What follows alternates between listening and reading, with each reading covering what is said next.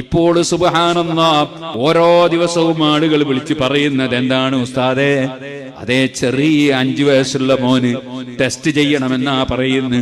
Test ചെയ്തപ്പോൾ ക്യാൻസറാണെന്നാ പറയുന്നു. 13 വയസ്സുള്ള കുഞ്ഞിന് ക്യാൻസറാണ്, 14 വയസ്സുള്ള പെൺകുട്ടിക്ക് ക്യാൻസറാണ്.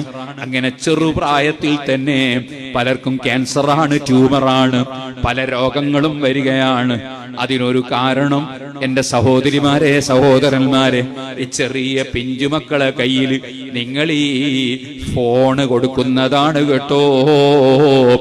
ഈ മൊബൈൽ ഫോൺ എന്ന് പറയുന്ന സാധനം വലിയ അപകടകാരിയാണ്. ഞാനത് പറഞ്ഞാൽ നിങ്ങൾക്ക് വിശ്വാസമാകൂല, കാരണം ഞാനതറിയുന്ന ആളല്ലല്ലോ.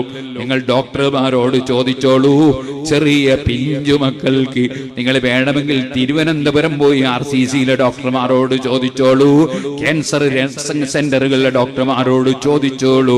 ഈ പിഞ്ചുമക്കൾക്ക് ക്യാൻസർ ഉണ്ടാകുന്നതിന്റെ ഏറ്റവും വലിയ കാരണം ഈ മൊബൈൽ ഫോണിന്റെ ഉപയോഗമാണ് കേട്ടോ. ഉസ്താദെ എന്താ ചെയ്യാ? കരഞ്ഞിട്ട് നിവൃത്തിയില്ല, ഫോണ് കൊടുത്താലേ രക്ഷയുള്ളൂ എന്നാ ചില ഉമ്മമാരെ മറുപടി. ഞാൻ ചോദിക്കട്ടെ, കരഞ്ഞാൽ ഇവിടെ എന്താ സംഭവിക്കുക? കരഞ്ഞാൽ ആ കുട്ടിയുടെ സൗണ്ട് ഒന്ന് തെളിയുമെന്നല്ലാതെ ഒന്നും ഇവിടെ വരാനില്ല.